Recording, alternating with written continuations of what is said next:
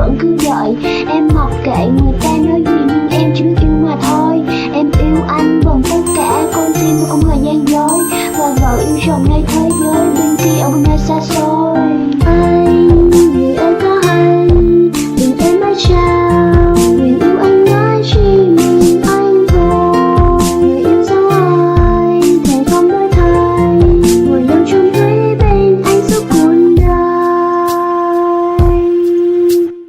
Đã một tháng trôi qua, tình cảm của ta vẫn thiết tha. Em biết một nơi rất xa nhưng tình cảm của ta vẫn mộng mà. Và em ước là anh sẽ ôm em mãi thôi nha. Và trong giấc mơ em đã cảm giác được gần anh. Tình yêu mình tuy mong manh nhưng tin sẽ có sức mạnh. Nè chồng yêu ơi, ngày nào vẫn cứ như ngày nào.